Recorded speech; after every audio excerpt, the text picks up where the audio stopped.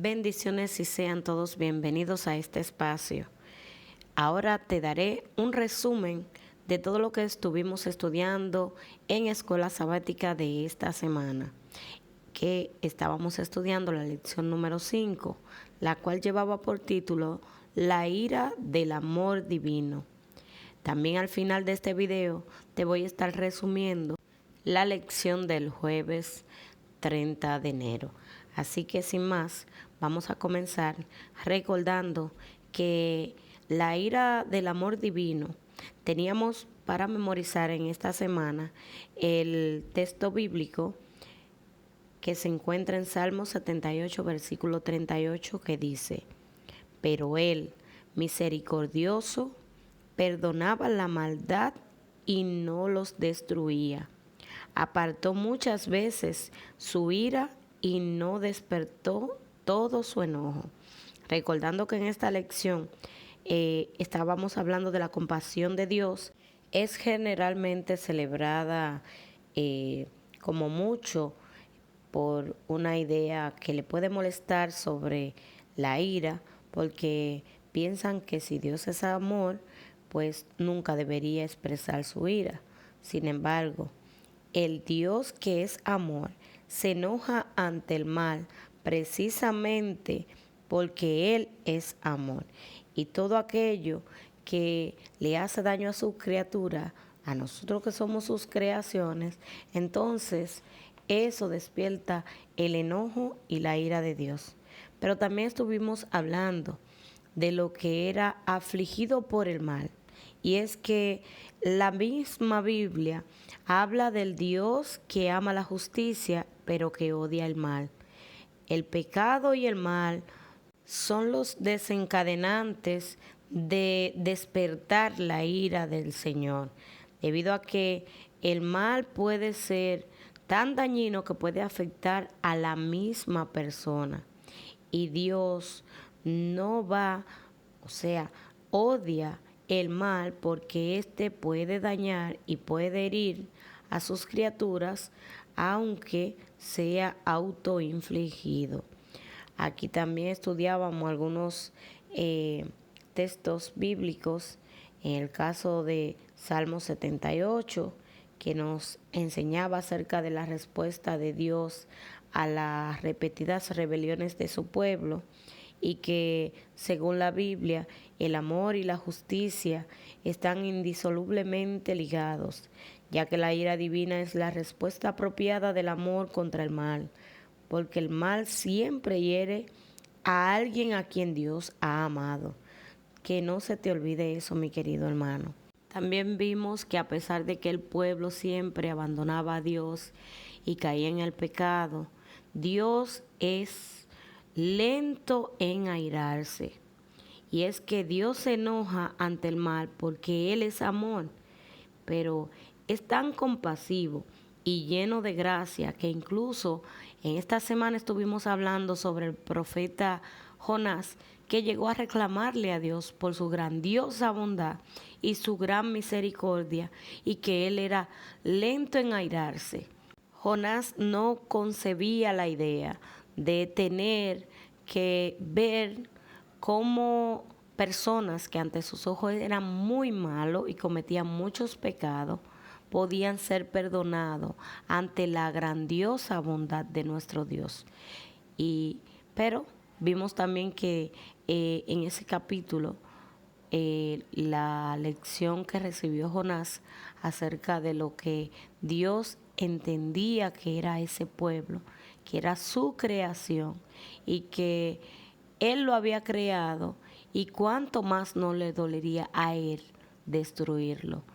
Sin embargo, mis queridos hermanos, el consejo más valioso es que no debemos de abandonar las leyes de Dios para complacer al mundo, sino que sigamos siempre las leyes de Dios para seguir a Dios, para amar a Dios y para siempre servirle a Él, olvidándonos muchas veces del mundo y hasta incluso de nuestros propios intereses, buscando siempre la compasión, la bondad y el amor de Dios. También para el martes vimos la lección con título Indignación Justa. Esta parte trataba sobre aquellas muchas formas inapropiadas de la ira. Y la Biblia también enseña que existe la justa indignación.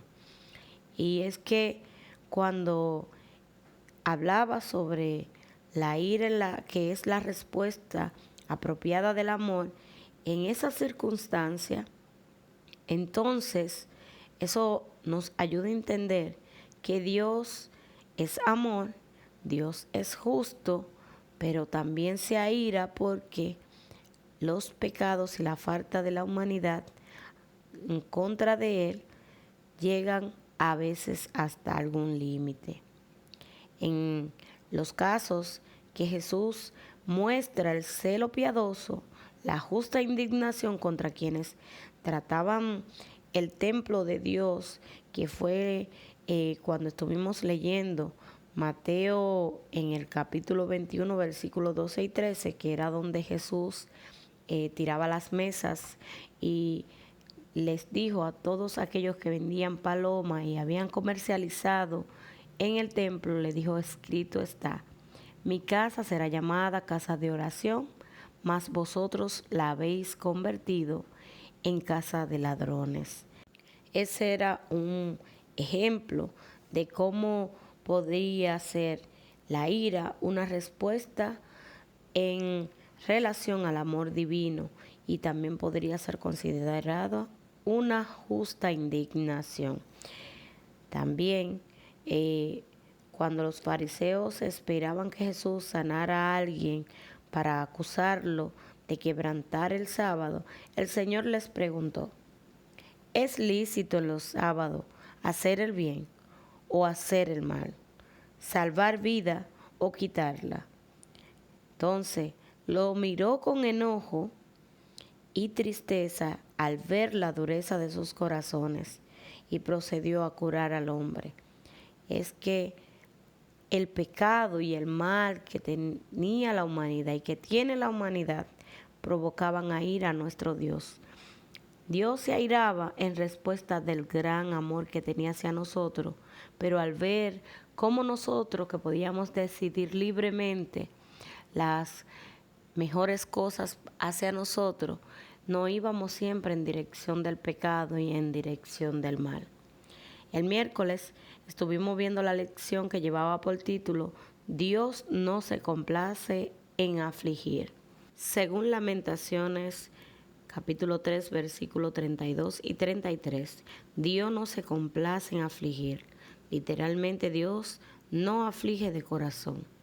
No quiere dañar ni siquiera a los malhechores, pero el amor exige justicia.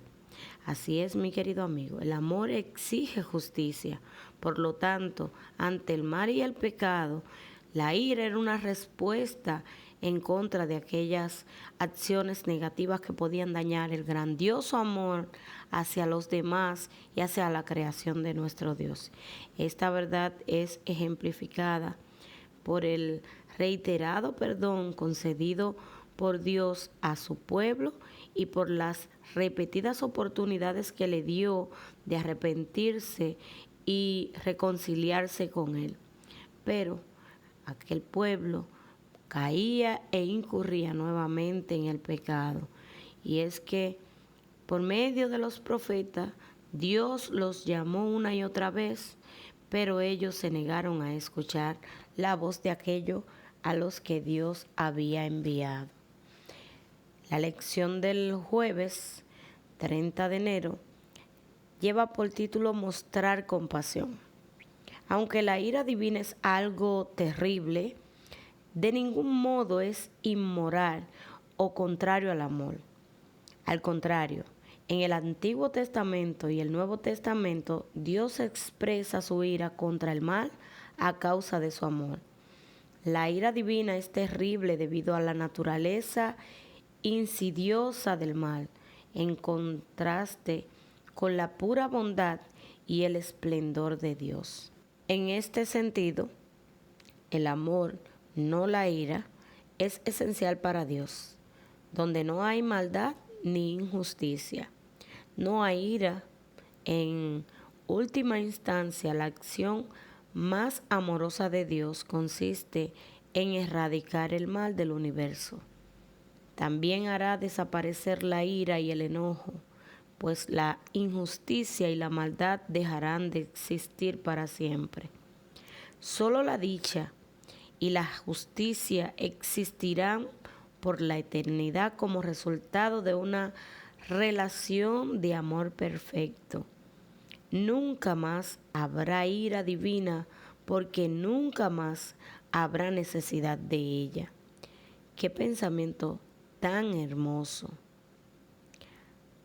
A algunos les preocupa que la ira divina pueda interpretarse involuntariamente como una licencia para la venganza humana. Pero para eso puedes leer Deuteronomio 32, versículo 35. También puedes leer Proverbios 20, 22, 24 y Romanos capítulo 12, versículos 17 y 21. ¿Cómo nos protegen estos textos contra la tentación de vengarnos?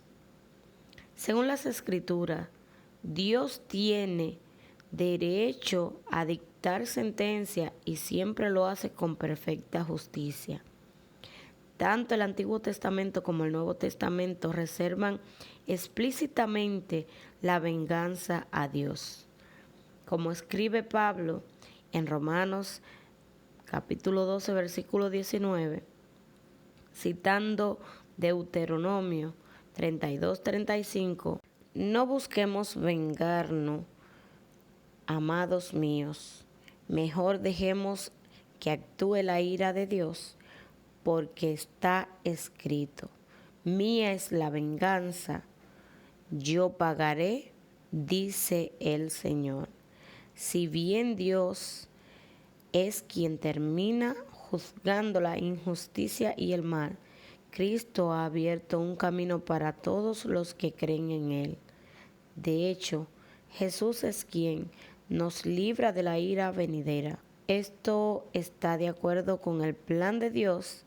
Dios no nos ha puesto para ira, sino para alcanzar salvación por medio de nuestro Señor Jesucristo.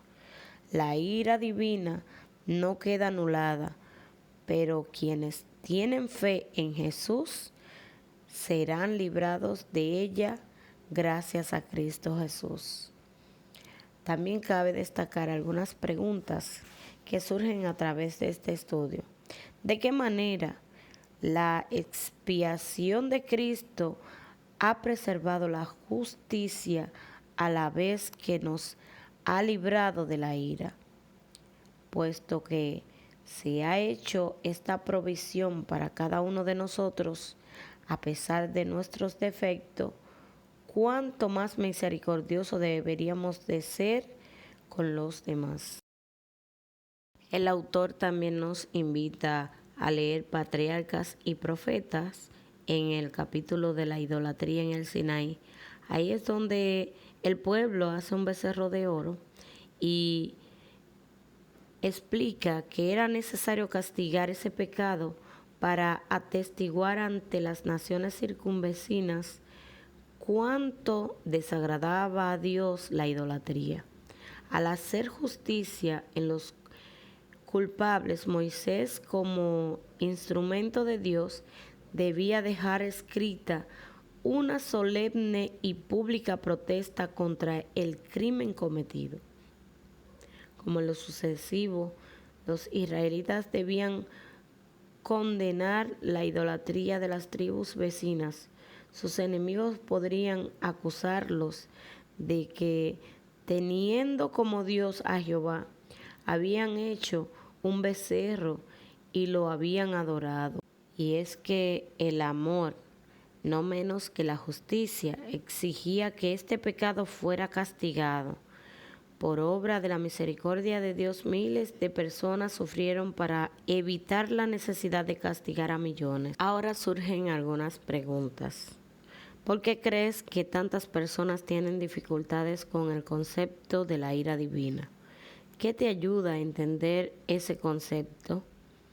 ¿Qué problemas surgen siempre que las personas procuran vengarse, pero que nunca ocurren cuando la venganza es dejada en manos de Dios?